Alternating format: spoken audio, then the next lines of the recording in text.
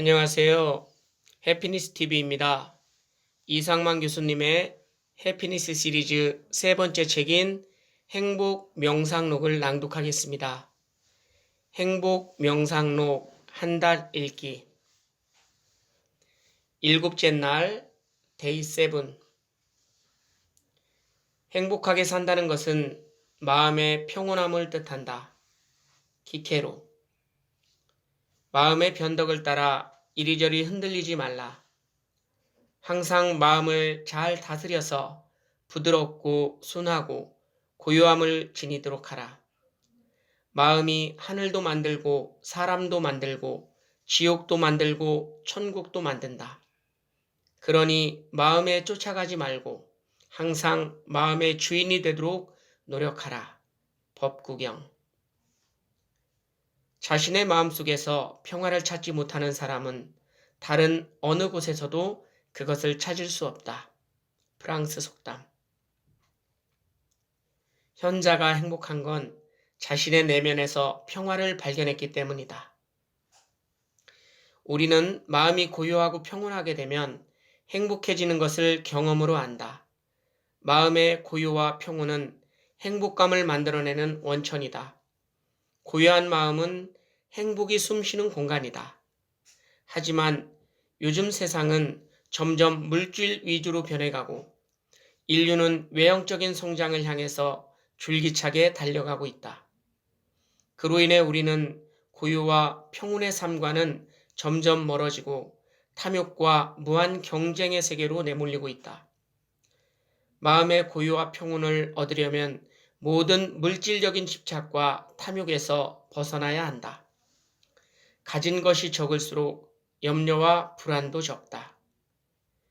현자가 추구하는 행복은 주로 영혼의 평온과 내면의 자유다.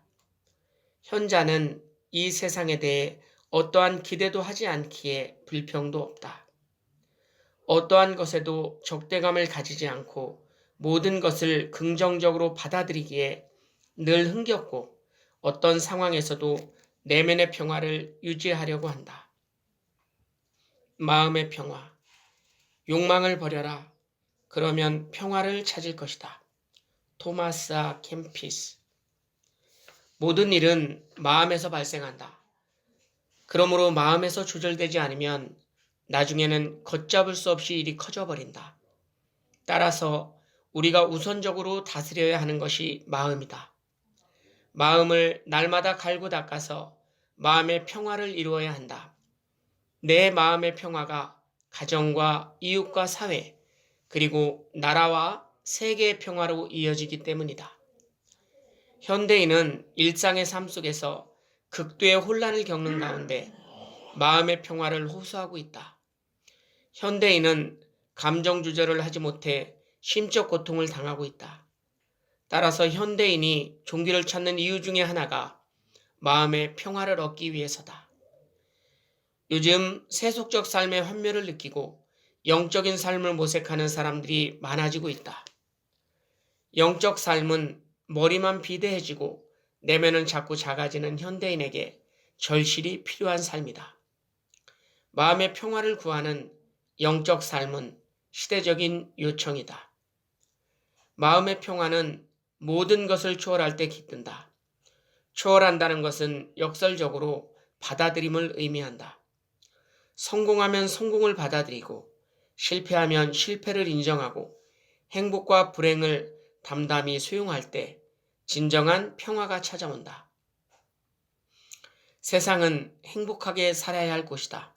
그러면 사람은 어떻게 행복해지는가?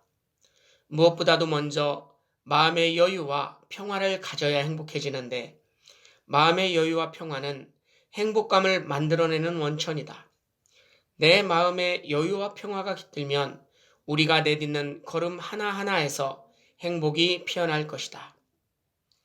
고대 그리스 스토아 철학자들은 행복을 마음의 평화에 두었는데 이는 흔들림이나 동요가 없는 고요한 마음의 상태, 곧 아타락시아를 말한다.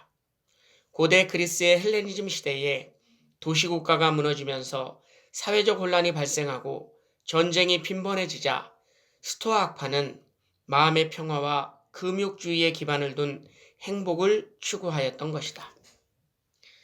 나의 내면은 안녕한가?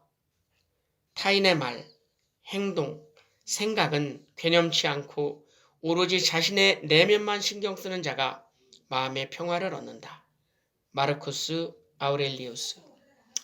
현대인은 더 많이 일하나 삶의 여유와 기쁨은 오히려 줄어들고 있다. 바쁘지만 따분하고 수많은 사람을 만나고 있지만 외로움은 더 커지고 있다. 피로, 중압감, 탈진, 우울증, 내면의 황폐함 등이 갈수록 늘어나고 있다. 외적인 성공을 구가하는 삶에 자신이 함몰되고 있지는 않은가? 무엇이 문제인가? 어디에서부터 문제가 발생했는가? 현대인은 불안감에 시달린다. 그 불안감은 날로 커지고 있다. 인정받지 못함에 대한 불안, 경제 상황에 대한 불안, 미래에 대한 불안, 이러한 불안이 우울증으로 나타나기도 한다. 요즘 우울증 환자들이 급증하고 있다. 세계는 거대한 정신병원이 되어가고 있다. 오늘날 자본주의 사회에서 모든 불안의 주된 원인들은 너무 소유에 의존하거나 집착하기 때문이다. 남들만큼 가지지 못했거나 또한 많이 소유했다고 해도 그것을 언제든지 잃을 수 있다는 염려에서 불안이 야기된다. 그렇게 사회생활을 하는 사람이라면 누구나 다 불안감을 가질 수밖에 없는 것이다. 행복의 기초인 마음의 고요와 평온을 찾기 위한 나만의 방편이 있는가? 발걸음을 멈추고 숨 돌릴 여유를 가지자. 가령 사색, 기도, 명상, 독서, 산책, 여행 등 자기에게 적합한 방법을 마련해야 한다. 가끔은 모든 것을 내려놓고 피곤한 나 자신에게 휴식을 선물하자. 한 주의 하루는 숨가쁠 삶을 멈추고 가족, 친지, 이웃, 친구들과 함께 느릿느릿 흘러가는 시간을 경험하며 내 삶을 세상의 속도가 아닌 자연의 속도에 맞추자. 누구나 평상심, 수행을 통해 행복해질 수 있다. 달라이 라마. 사람이 소유욕, 지배욕, 명예욕에서 벗어나 무의무육의 자연 상태로 돌아가면 마음도 저절로 평상심으로 돌아간다. 노자. 인생의 모든 생사고락과 희비애락을 평상심으로 대할 수 있다면 매사에 초연할 수 있다. 인생을 담담한 미소로 대할 수 있을 것이다. 이것이 바로 달관의 경지다. 그래서 도가와 불가에서는 평상심이 도라고 한다. 현자들이 말하는 평상심은 인간 본래의 근본 마음을 의미한다. 행복하려면 인생의 희비애락을 초월하여 평상심을 유지하는 것이 중요하다. 마음속에서 순간적으로 타오르는 분노와 탐욕과 어리석음이라는 감정에 휘둘리지 않고 오히려 그것들을 다스리는 훈련이 필요하다. 마음을 통제하는 것은 수행의 출발점이자 마지막 목표다. 평상심 수행이란 세상의 모든 욕망과 집착에서 벗어나는 수행이다. 평상심을 가진 사람은 얻고 잃은 것에 집착하지 않는다. 얻고 잃음은 영원한 것이 아니므로 언제라도 그 상태가 변하므로 그것에 집착하면 불안할 수밖에 없다. 평상심은 어떠한 자극에도 동요하거나 놀라지 않고 심지어 죽음까지도 두려워하지 않고 담담히 맞이한다. 모든 것에 일희일비하지 않고 어떤 반응에도 마음이 들지지 않아야 평상심을 유지하는 것이다. 즉 어떤 상황에서도 흔들리지 않고 항심을 유지하는 것이 행복의 요체인 것이다. 플라톤은 국가론에서 평상심을 잃고 외부의 조건에 의해 기분이 좌우되고 변덕을 부리는 사람에 대해 이렇게 말했다. 그는 자주 벌떡 일어나서 정치에 매달리고 머리에 떠오르는 대로 아무거나 말하고 행동한다.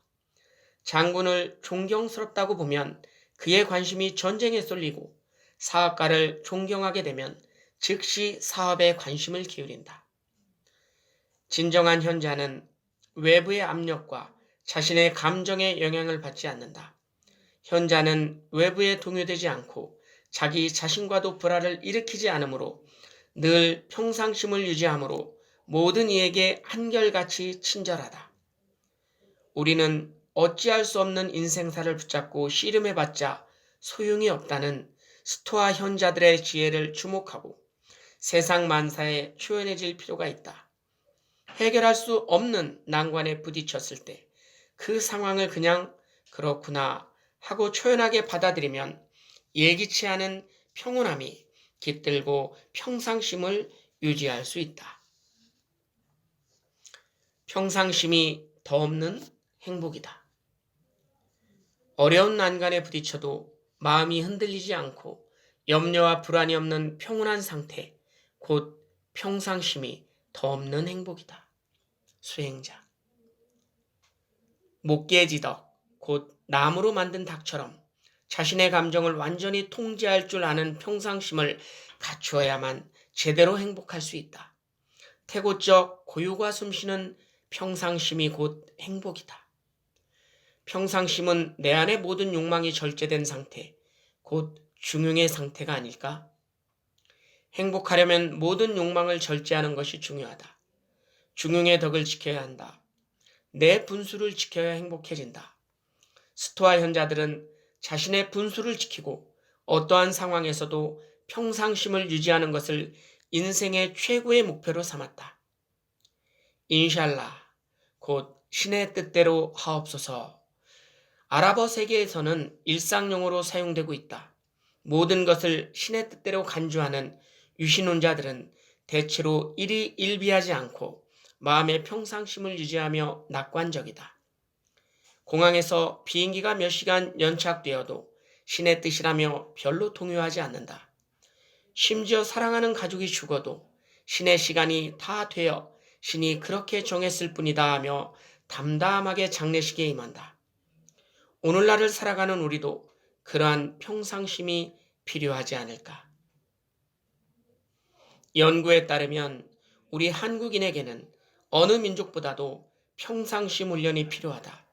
왜냐하면 한국인의 핵심 정서 중에 하나가 바로 화이기 때문이다. 따라서 한국인에게 자주 나타나는 정신질환 중에 하나가 화병이라 한다. 화병을 치유하려면 용서하는 훈련이 필요하다. 용서는 분노에서 벗어나 평상심을 되찾게 해주는 덕목이다.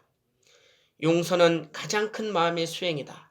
상처의 가장 좋은 치료약은 용서하는 일이다. 달라이라마. 평상심을 키워서 마음이 늘 평온하게 하려면 어떻게 해야 할까? 매우 효과적인 방법 중 하나가 바로 명상이다. 명상은 마음의 평상 상태를 만드는 데 큰 도움이 된다. 평상심을 유지하기 위해 명상을 적극적으로 활용하자. 위대한 성취를 이룬 사람들은 자기 자신을 통제한 사람들이었다. 이들은 결코 흥분하거나 자제력을 잃지 않았으며 늘 침착하게 평상심을 유지하며 잘 참고 정중한 태도를 잃지 않았다. 부커 T. 워싱턴. 삶을 수행으로 여기면 모든 일에 초연해지니 자연히 덕이 쌓인다. 덕이 쌓이면 외롭지 않다. 삶과 수행은 둘이 아니라 하나다. 수행은 나의 삶 그 자체가 되어야 한다. 나의 생각과 삶 전체가 곧 나의 수행이다. 이 세상에서 일어나는 일 중 수행이 아닌 것이 어디 있겠는가? 걷고 이야기하고 먹고 차를 마시고 사람을 만나고 시장에 가는 모든 것, 뺨에 스치는 바람을 느끼고 시끄러운 자동차 소리를 듣고 친구와 악수를 하면서 감촉을 전하는 것, 이 모든 것이 수행이다. 수행은 수도사나 종교인 등과 같은 특정인들만 하는 것이 아니다. 누구나 할 수 있는 것이 수행이다. 수행은 평범한 일상적인 삶이 되어야 한다. 매일매일 순간순간이 수행이어야 한다. 삶을 수행으로 여기고 모든 일에 초연하면 자연히 다투거나 불행하지가 않다. 수행이 꼭 어디 조용한 곳에 가서 침묵 정진하고 경전을 읽고 기도하는 것만이 아니다. 우리들 일상생활 자체가 인격을 갈고 닦는 수행의 장이다. 삶의 모든 순간순간이 그리고 내가 하는 일이 곧 나의 수행이고 인격 수양이 되게 하라. 가장 이상적인 삶은 수행자의 삶이다. 수행자. 삶을 수행으로 여기면 인생의 생로병사와 희비애락에 너무 슬퍼하거나 들뜨지 않게 된다. 자연의 이치가 그런가 보다 하고 그냥 넘어가게 되어 모든 일에 초연할 수 있다. 항상 모든 것을 해결하라고 애쓰지 말고 세상이 그냥 펼쳐지도록 내버려 두라. 모든 것은 신이 주신 순서에 따라 이루어질 것이므로 그냥 내버려 두라. 무언가를 해결하기 위해서 너무 열심히 노력하지 마라. 그저 자연스럽게 흘러가게 두라. 노자. 수행의 참된 목적은 당신이 친구들에게 자랑할 만한 근사한 어떤 것을 얻고자 하는 게 아니라 모든 것을 놓아버리는 것이다. 아잔 브람.